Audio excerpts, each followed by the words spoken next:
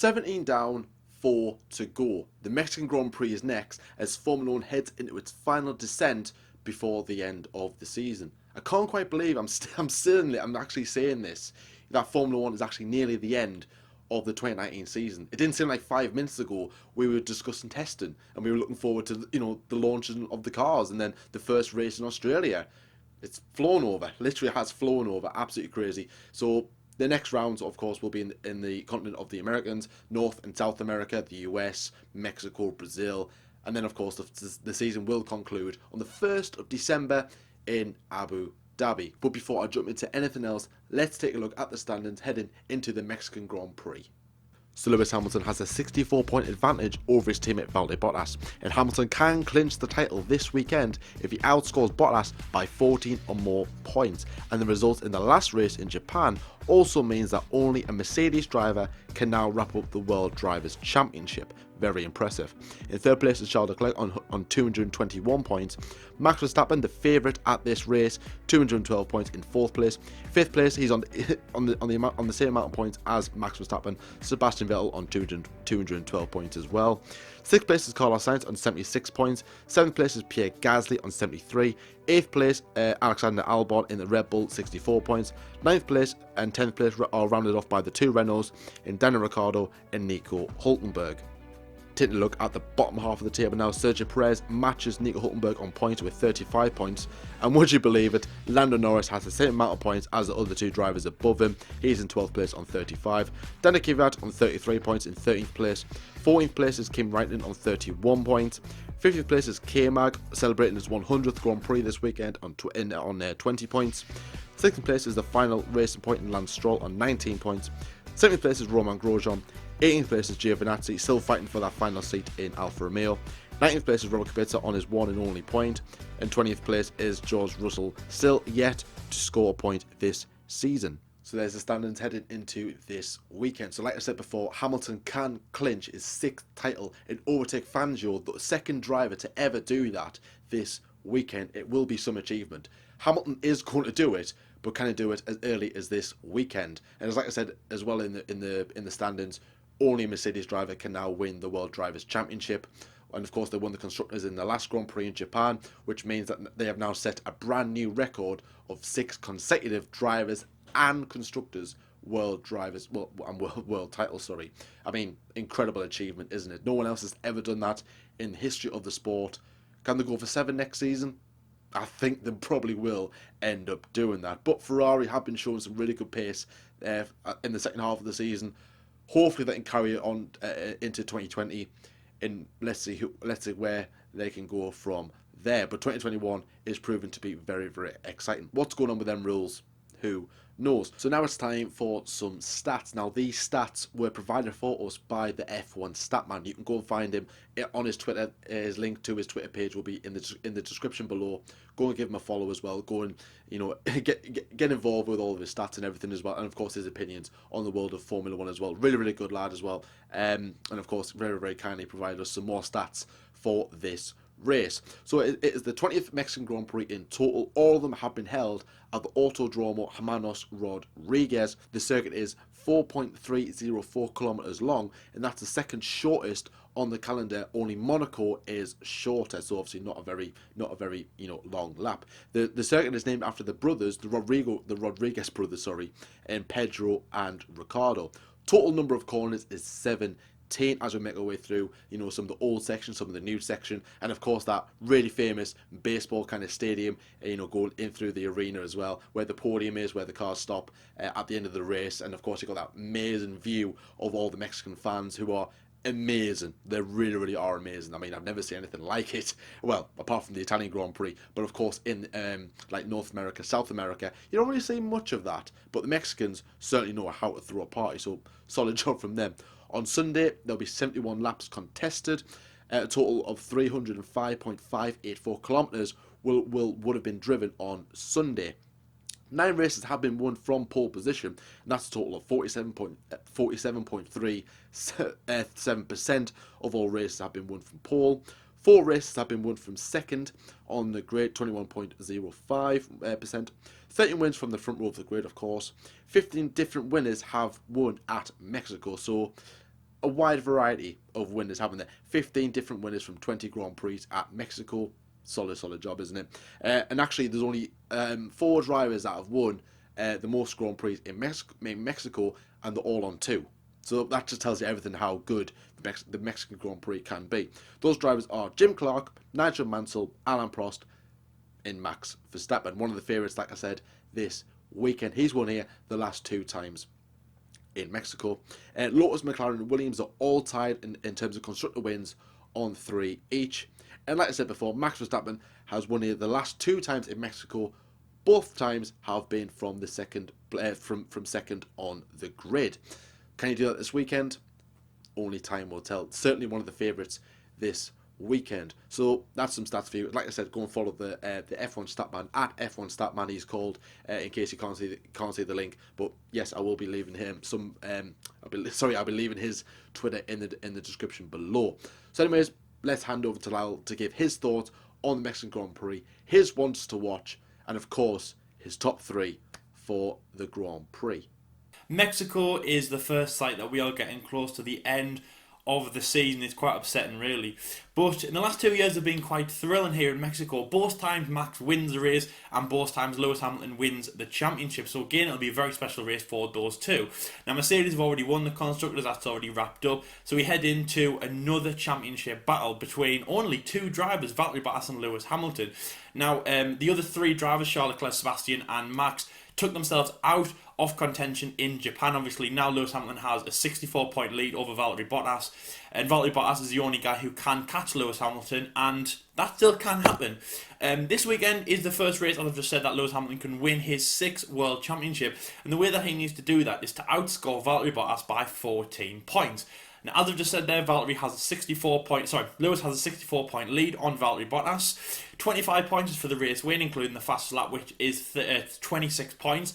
And that is the maximum points that you can win in a weekend. So with that, that means that Lewis Hamilton has to have a 78-point lead over Valtteri Bottas by the time they leave the Mexican Grand Prix. That means in the next 3 rounds, the US, Brazil and Abu Dhabi, that means even if Valtteri Bottas gets 26 points in each of those races, he still can't catch Lewis Hamilton. And of course, Lewis will win the championship 6 times. And that will make him only him and Michael, who have 6 titles, and of course then he'll be chasing 7, which is held by the all-time great of Michael Schumacher, which is what he wanted to do. Lewis Hamilton breaking records left, right and centre, and this is a big one that he is heading into, something that hasn't actually been mentioned that much throughout the season, but now it's going to happen, or it might happen. It is very, very big. Now, the chance of him actually doing that, quite high, but the chance of him doing that this weekend are not.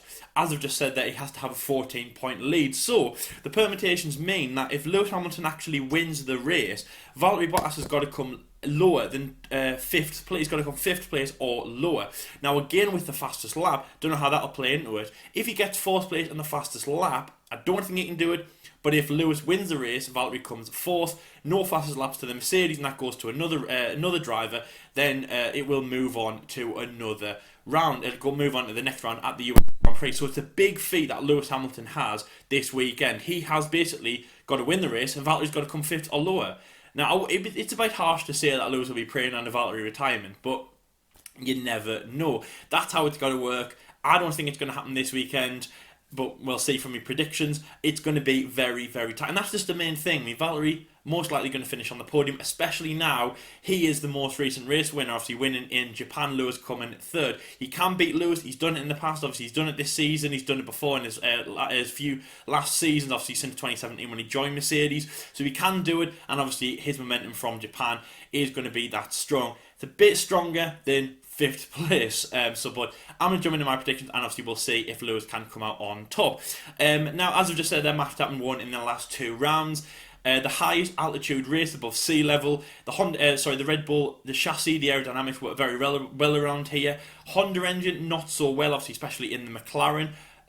From 2017, and obviously it's Toro Rosso in 2018, but now Toro Rosso with Red Bull shows it's very, very reliable. If anything, they can take that from this year, not the race wins, just the reliability and that amazing consistency of the Honda engine, something that McLaren never got. So anyway, so my predictions. In 3rd place, I'm going to jump in with Alexander Albon, the 2nd Red Bull driver. Now, the reason I put him in 3rd place is Red Bull. Now, they're a tale of 2 halves.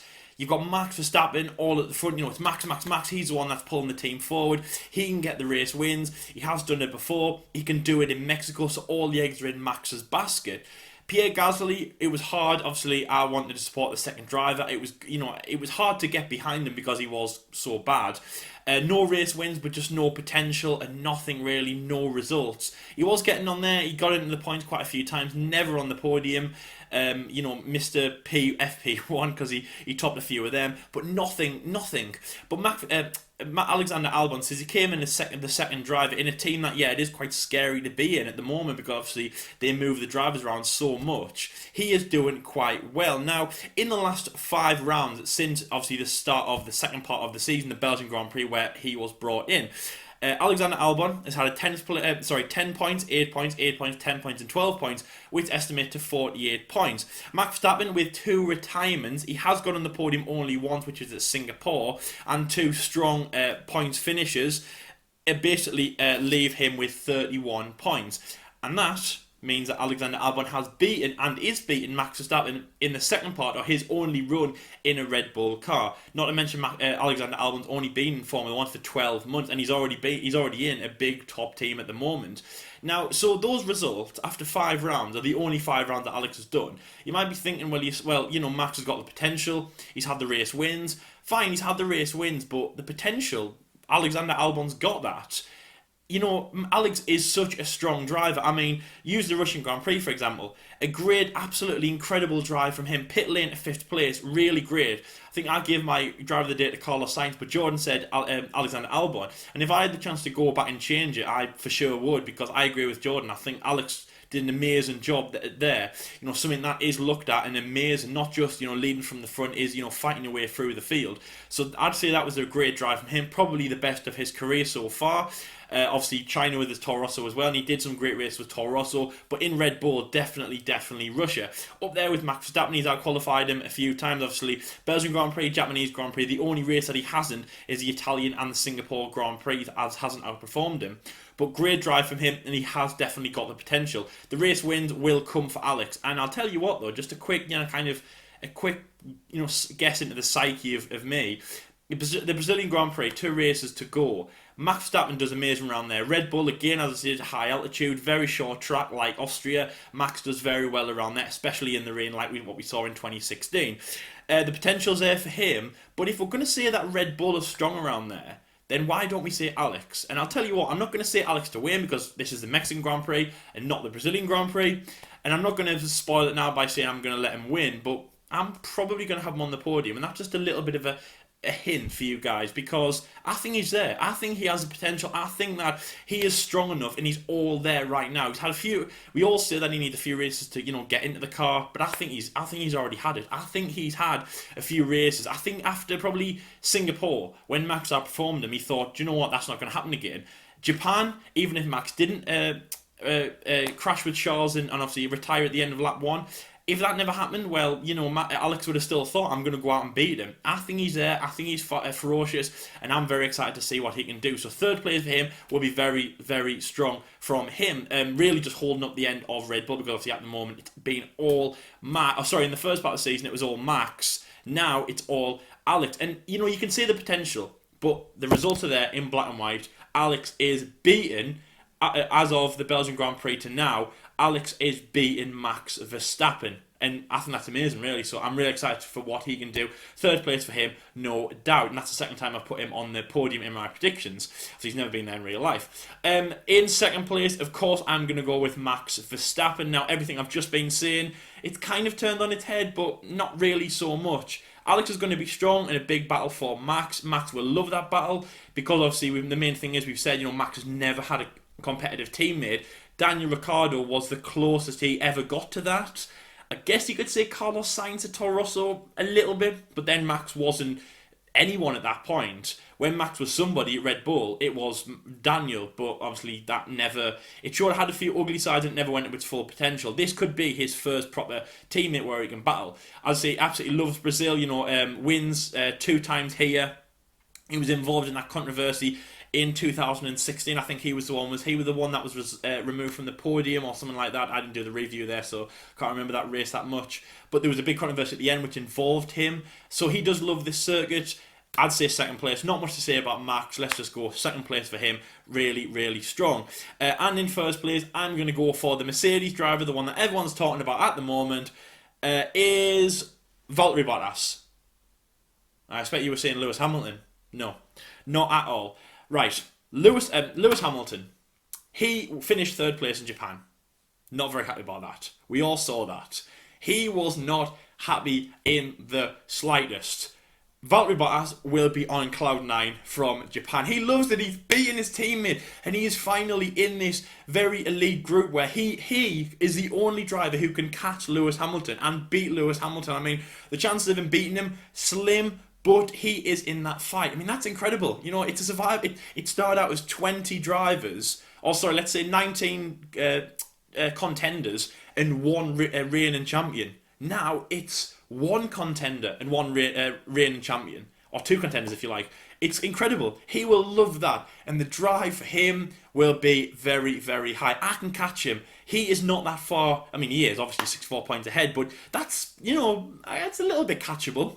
He needs 14 points, but I'll tell you what, he's not going to get that. I've just said at the start there, Valtteri has to finish lower than 5th place. You know, that's not as 5th place or lower. He's not going to do that. Valtteri's not going to finish in 3rd and go, there you go, have it. You know, you have to now win it in Austin. You know, how do you like them apples? He's not. He's going to beat them. He is going to show the world that Lewis is not going to get this lying down.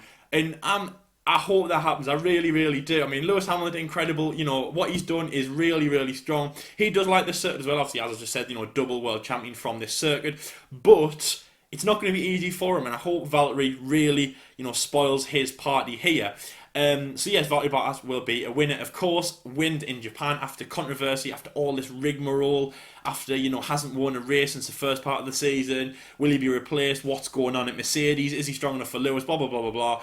He showed that in Japan. He showed that he's not there to lie down easily. And yes, I think that he'd be running off that buzz. So there we go. Alexander Albon, Max Verstappen, and of course Valtteri Bottas in first place. Now, I kind of had a bit of a rant about Alex, so that's kind of my Red Bull side done.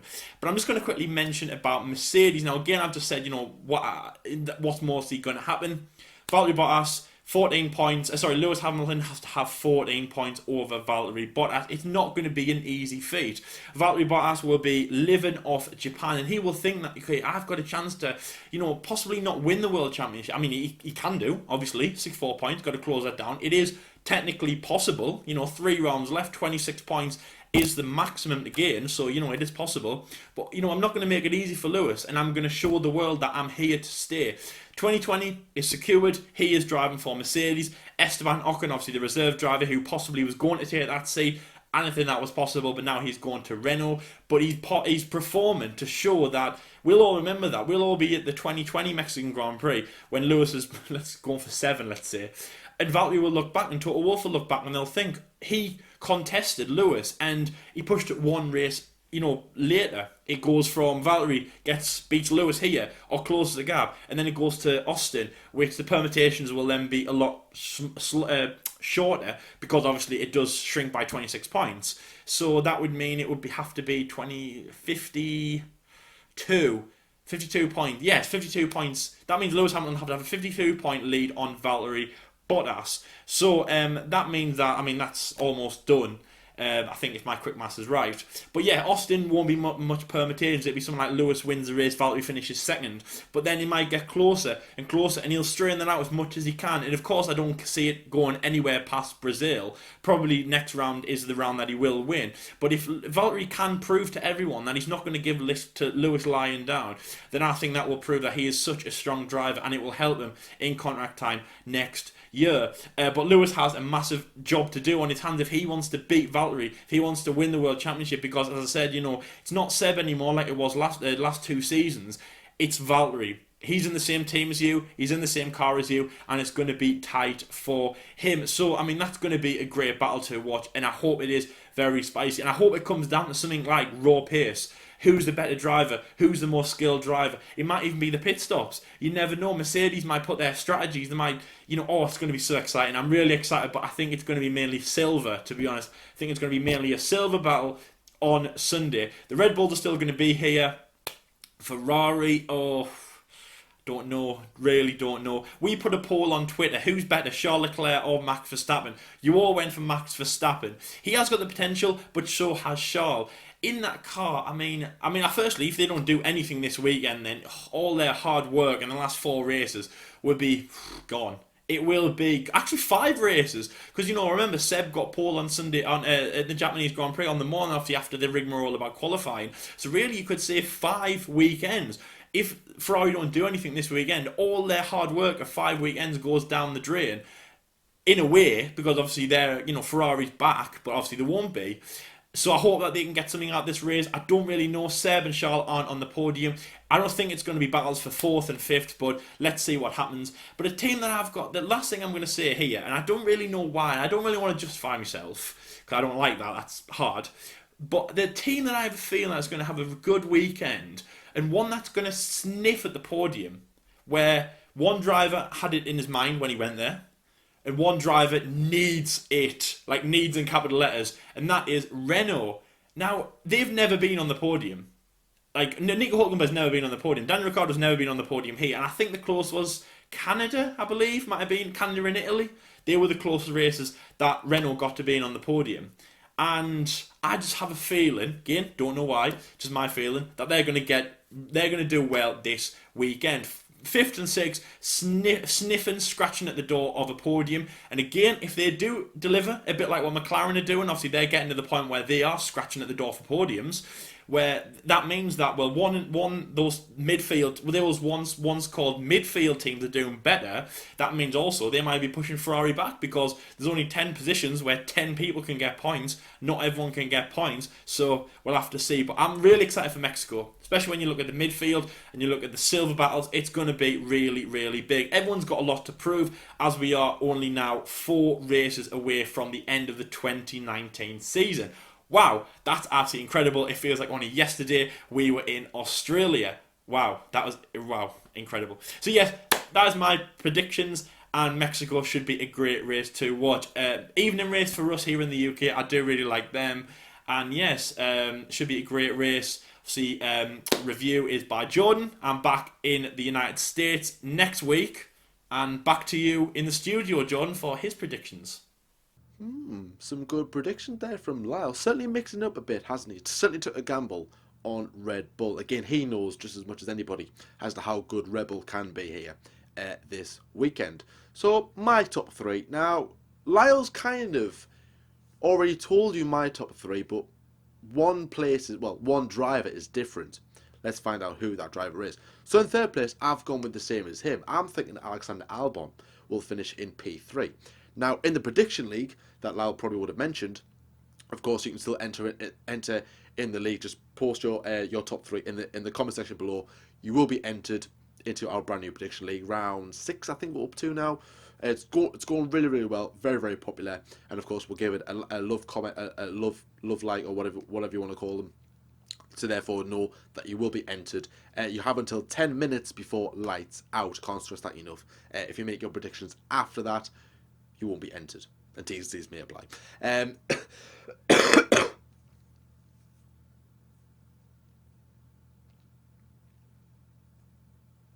So yeah, Albon. I haven't used him this season in my top 3 so far. Now a lot of people have. He's quite a popular choice in some races. He hasn't quite delivered yet in terms of the podium. Now since making the switch from Toro Rosso to Red Bull in the second half of the season, he has impressed. He has done really, really well. In Japan, he finished in 4th place, which was a good solid job, and he matched Max Verstappen's lap time in qualifying by the second. I think it was like 7.12. I think it was like in terms of the last 0.3 of a second. It was bang on. It was brilliant. It was really, really good to see. Only a handful of times that's actually happened in Formula One. So I think Red Bull's advantage here might help them out. Of course, with it being quite high up. I think it's like over 1,000 meters or whatever it is above sea level. It's the highest point that we reach of the season. Air is very, very low. So I think Red Bull, they do excel in conditions like this. I think they've been on the podium every race since 2016. Of course, Verstappen winning the last two races. Ricciardo getting pole last season. I think Ricciardo finished third in 2016. So Red Bull do well here, of course. So let's see what else they can do as well this weekend. So I think this is a good opportunity for Albon to show what he's got, challenge Verstappen again in qualifying, go forward in the race, and fingers crossed he stays out of trouble because there's a long run from the start line up until turn one, and it can get quite tight. And as we have seen in the past, it can get quite messy. Who's going to cut across the chicane and cause mass controversy? Then the stewards might be talking about them in the review on Sunday after the race. Late one for us over here in the UK. 7:10 start, I think it is, at night. So Albon, yes, this is a really, really good chance for him to deliver. If he can get a podium, brilliant, absolutely fantastic. If he doesn't, I'm pretty sure he will. For me, he has got the Red Bull seat. If he does get a podium, that has guaranteed him that seat, definitely.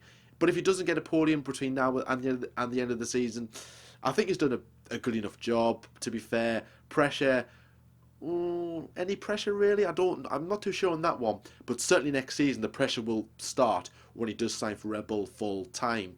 Let's see what he can do. So, in second place, I'm going with Max Verstappen. Now, I was toying with this one. I'm like, will Verstappen win this Grand Prix again? I don't know. Yeah, he's won here twice. In 17 and 18. Does really, really well here. Nearly got his first pole position here last season, if you remember.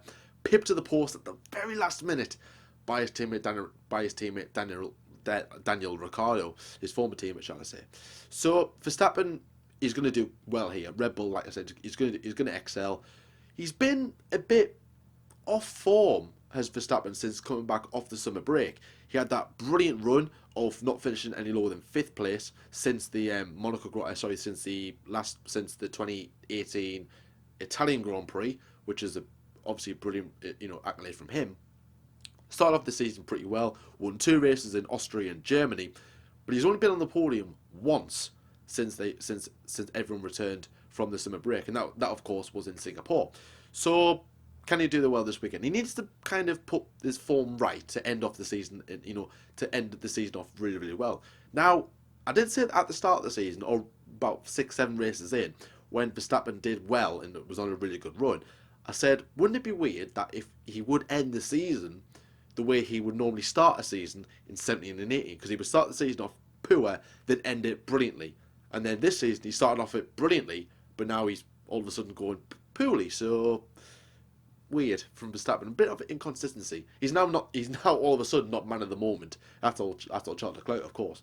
And on the subject of Ferrari, they've taken pole position in every single race since the summer break returned. So of course, I think it was Charles Leclerc has got 4 pole positions in a row. Then of course Vettel got the pole position in Japan, which of course was contested on Sunday morning before the race, about 3 hours before the race. So yeah, I think Verstappen has got a good chance of winning here, but for me, no, I don't think he will. The driver who I think will win, Lewis Hamilton.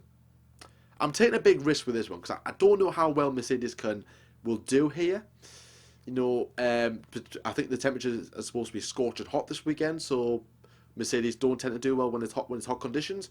But Mercedes always seem to find a way to win. Doesn't matter how poorly they perform, apart from Germany, of course, that they always seem to find race wins, and that's why Mercedes are so good. It doesn't matter what phases them, whether it's changing weather or it's a driver crash, a safety car, virtual safety car, or anything. It doesn't seem to phase them. They always seem to find a way to win, and that's the difference between the likes of Ferrari and Red Bull. Maybe not Red Bull, but Ferrari, and that's why they've won the constructors 6 times in a row. They've won the Drivers' World Championship 6 times in a row. It just proves how good of a team they are, and they're all good at finding ways around really tricky situations without panicking too much. It can happen. It happened in Germany. They were all over the place, which is very rare, but it does happen. It just proves that they are human.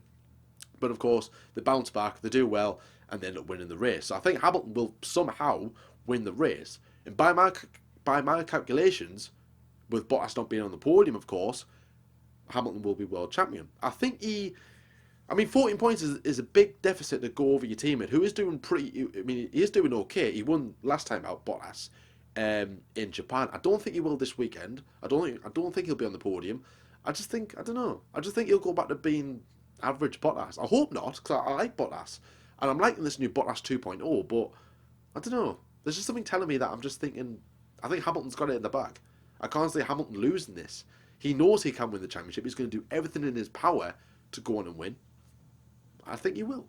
So yeah, that's my top three. Alex Albon in third, Max Verstappen in P2, Lewis Hamilton to win a sixth World Championship in P1. Let's see if he can do that. But anyways, guys, thank you so much for watching as well. This has been the Mexican Grand Prix preview. If you haven't already, go and check out our brand new series that started out yesterday, which of course is F1 YouTubers Decoded.